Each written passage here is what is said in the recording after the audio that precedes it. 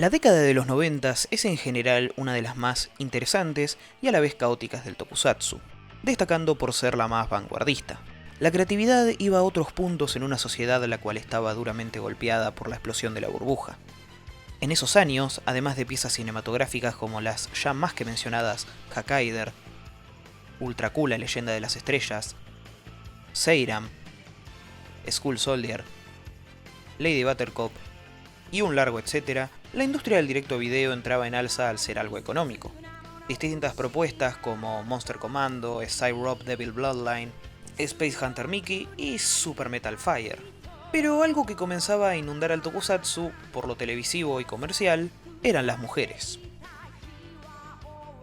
Si bien había una cierta evolución de las mujeres en el tokusatsu, de ser la heroína aliada del protagonista a ser parte del grupo central, pero aún así, en 1967 y 1978, Señorita Cometa abrió la cancha.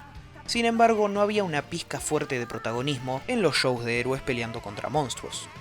El primer caso conocido es All About Mighty Lady, un cortometraje directo a video producido por Daiei Video, rama de Daiei Films que produjo la saga de Dai Machine. La historia fue hecha por Ichiro Omomo como parte de sus trabajos universitarios.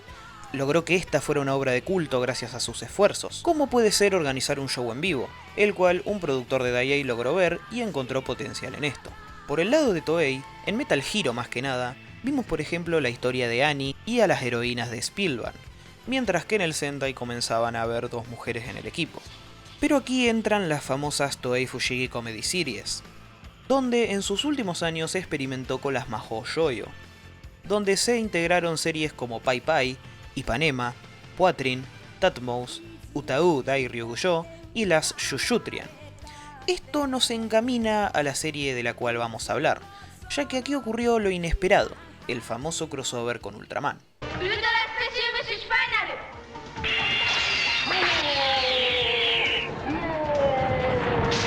Esto ocurrió gracias a Kazuo Tsuburaya, que en ese momento era gerente de ventas en Subupro y gran fanático de la serie, haciendo un hecho sin precedentes al ser una máxima cooperación a pocos episodios del final de la serie. Luego de la muerte de su hermano, Noboru, Kazuo comenzó a ser presidente de Tsuburaya Productions. Aquí, además de producir las series y películas Ultra, fue productor ejecutivo de varias series las cuales hoy podemos considerar como Tokusatsu Midnight. La primera que supervisó fue Moon Spiral, un drama de misterio que recordaba las viejas épocas. Pero en 1998 comenzó a tomar en cuenta series protagonizadas por mujeres, produciendo dos de estas. La primera fue Cyber Bishoujo Telomea y Bishoujo Shinsenki Gazer. También produjo Kamen Tenshi Rosetta, siendo un año prolífico, ya que en esencia muchas eran distintas y refrescantes, sin tomar en cuenta a Rosetta. Llegamos a 1999 para hablar por fin de la serie protagonista de este video, Bunny Nights.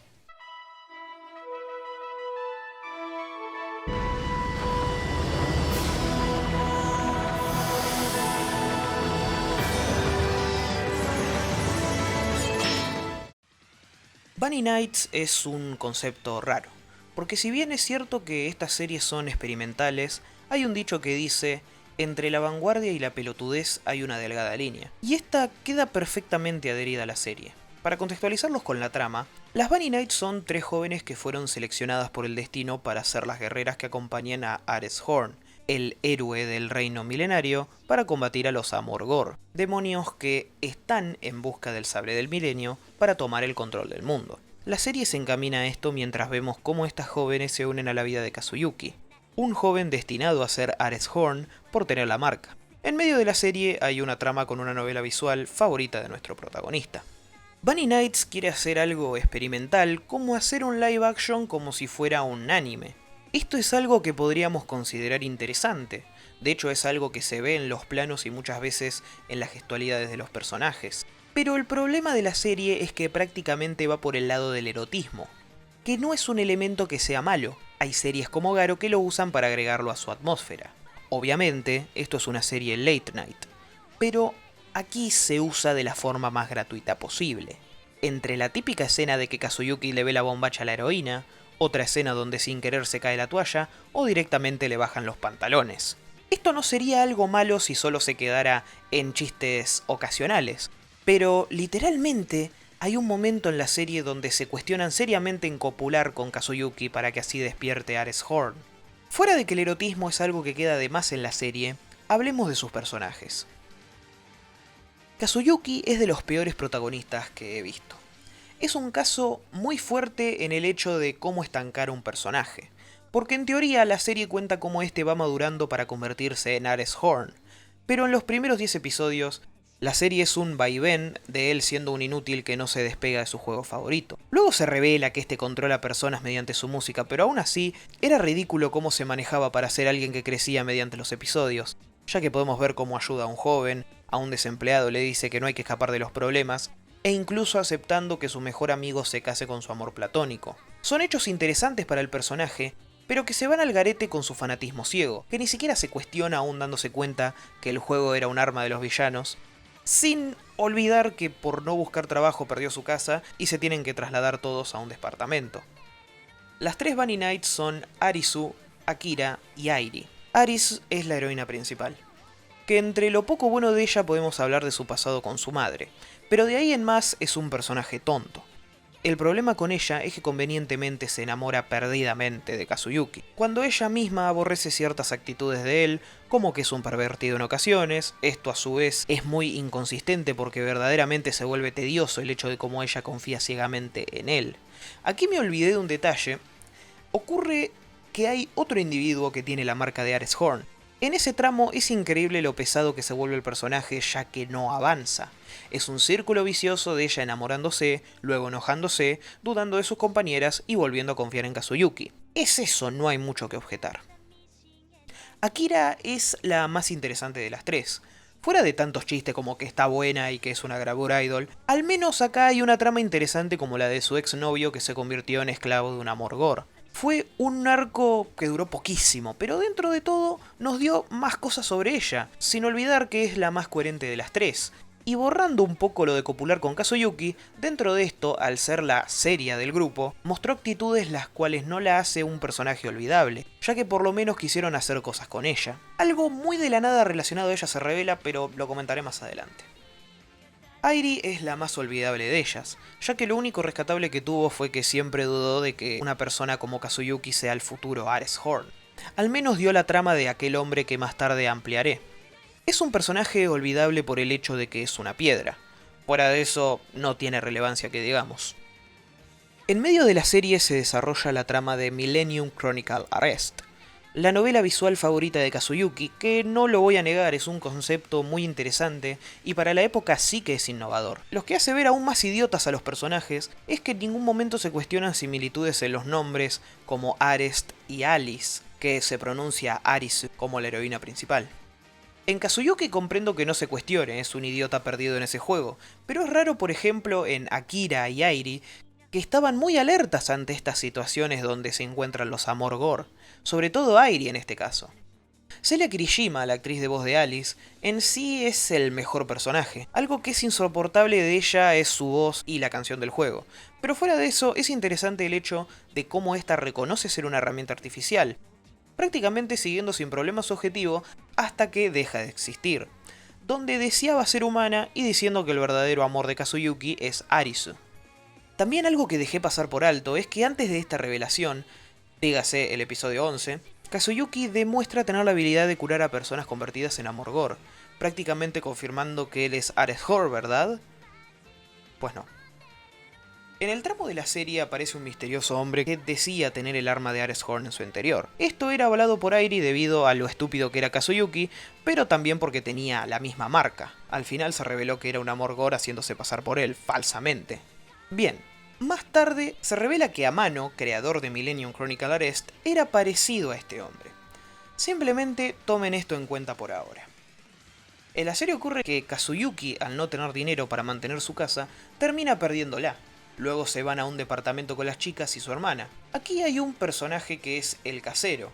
Este parece ser el típico estereotipo de viejo verde, pero en el cambio de tono que tiene la serie, luego del 16, donde por cierto muere la hermana de Kazuyuki, se revela que él estaba detrás de todo. Él es Amor. creando a los Lestatus, que en teoría son somas, básicamente clones. Entonces, lo que nos da a explicar que las veces que vimos al mismo hombre eran Lestatus que creó el casero. Allí manipula a Kazuyuki y finalmente se convierte en Ares Horn. En ese momento aparece un hombre que también estaba destinado a ser Ares Horn, así que le vamos a llamar Amano por comodidad. Esto en medio de la muerte de Airi, de paso. Amano era alguien que sabía perfectamente toda esta tramoya. Nos revela que Ares Horn tiene una misión y esa es purgar, eligiendo entre la raza de los demonios y la raza humana. Esto hubiera estado interesante si no se hubiera revelado faltando 2 episodios, cuando toda la serie trata de chistes sexuales y situaciones absurdas.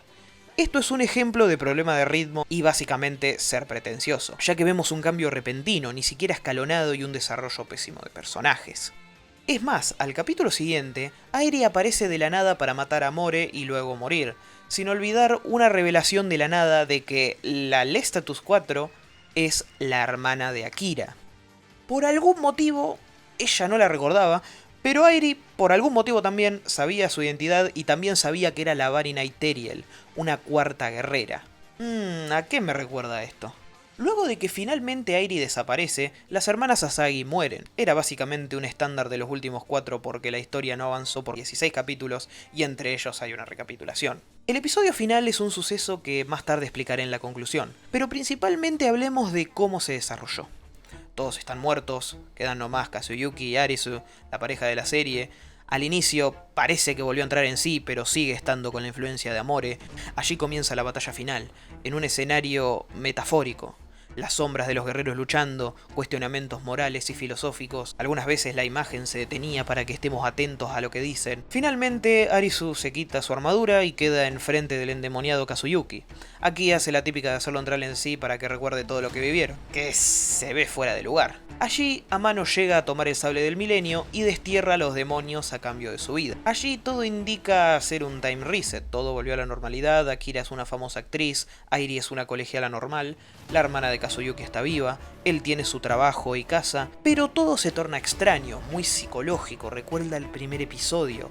Airi dice cosas como que sus compañeras se metieron en la relación entre ellos dos, sale un Kazuyuki demoníaco, un par de escenas incoherentes más, y termina con Arisu dándole un beso a Kazuyuki mientras ellos están en el reino que vemos en la secuencia de inicio.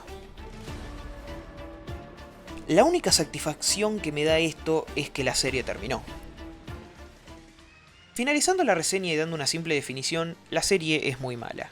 Para hacer una serie de 20 capítulos y que quiere contar una historia con mucho lore, se queda corta. Es mucho tiempo con los mismos chistes, los personajes se sienten irrelevantes, los villanos quizás fueron lo mejorcito de la serie, pero la verdad, el cómo fue derrotado Amore lo hizo ver muy débil a sabiendas de que podía crear monstruos poderosos. Lo confuso del episodio final no ayuda tampoco a hacer ver a esta serie como una serie mala pero con conceptos interesantes, ya que muchos se ven explícitamente desechados por hacer un arco final a las apuradas.